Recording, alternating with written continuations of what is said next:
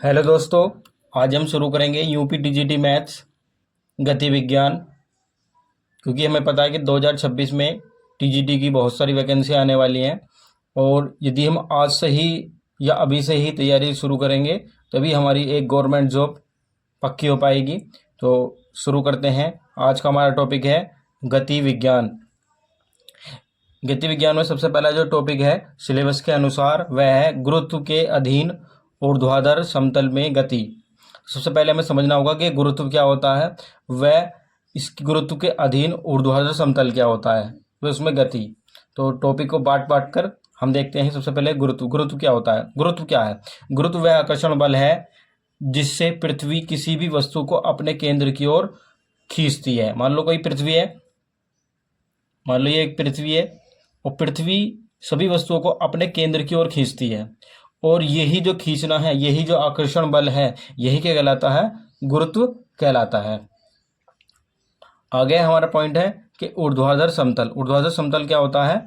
ऊर्ध्वाधर समतल क्या है? वह समतल होता है जो पृथ्वी की सतह पर बिल्कुल 90 डिग्री खड़ा होता है। मान लो ये हमारी पृथ्वी है और यहाँ से यदि हम कोई वस्तु फेंकते हैं तो यहाँ से बिल्कुल ये फेंके, यदि हम 90 डिग्री का एंगल बनाते हुए इस प्रकार से फेंकते हैं, 90 डिग्री का एंगल बनाते हुए फेंकते हैं, या कोई वस्तु ऊपर से आती हुई पृथ्वी पे गिरती है 90 डिग्री का एंगल बनाते हुए, तब हम कह सकते हैं कि वो किस प्रकार की है? वो है एक गति। किस प्रकार की गति है? ऊर्ध्वाधर समतल पर गति कर रही है वह।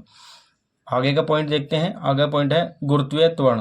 गुरुत्वीय त्वरण को समझना जरूरी है कि जब कोई वस्तु मुक्त रूप से नीचे की ओर गिरती है तो गुरुत्व बल के कारण उसके वेग में प्रति सेकंड होने वाले वृद्धि को गुरुत्वीय त्वरण कहते हैं। कोई भी वस्तु है यदि पृथ्वी की ओर फ्रीली गिर रही है, यानी स्वतंत्रपूर्वक गिर रही है, तो हम देखते हैं कि उसका धीरे धीरे वेग बढ़ता जा रहा है। तो उसके जो वेग में बढ़ रहा है, यानी कि वेग में वृद्धि हो रही है, या पर सेकंड यानी कि प्रति सेकंड जो वृद्धि हो रही है वो क्या कहलाती है? गुरुत्वीय त्वरण कहलाती है। आगे देखते हैं ऊर्ध्वाधर नीचे की ओर गति। यदि कोई वस्तु नीचे की ओर गति कर रही है तब उसके लिए हम जो गुरुत्वीय त्वरण है जी वो प्लस का लेते हैं, और यदि कोई वस्तु ऊपर की ओर गति कर रही है, यानी कोई वस्तु हम ऊपर की ओर फेंकते हैं, तब उसके लिए जी का जो हम यूज करेंगे वो माइनस का जी यूज करेंगे।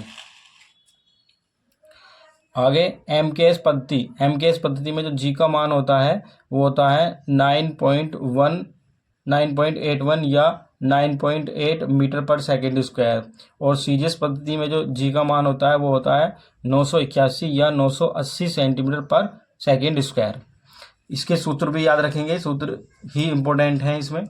ऊर्ध्वाधर नीचे की ओर गति।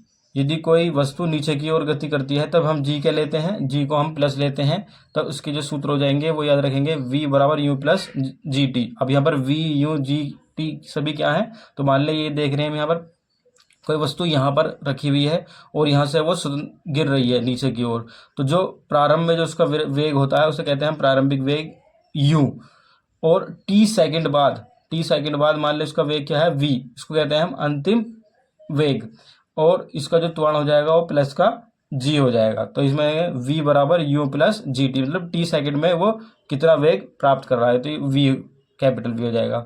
इसी प्रकार से जो उसने ऊंचाई प्राप्त करी टी सेकंड में वो होते h बराबर U T plus 1/2 G T square.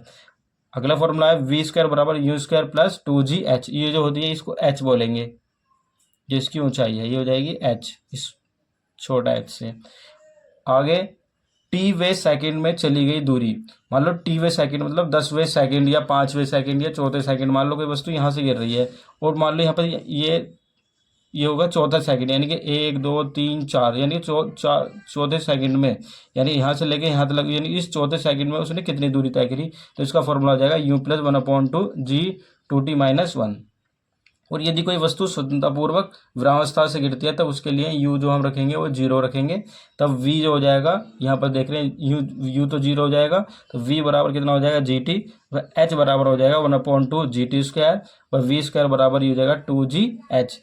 वह टी सेकंड में चली गई दूरी, तो टी सेकंड में चली गई दूरी तो u प्लस 1/2 जी 2t माइनस 1 होती है, तो यहाँ पर u जो हो जाएगा वो 0 हो जाएगा, तो बचेगा क्या? 1/2 जी 2t माइनस 1।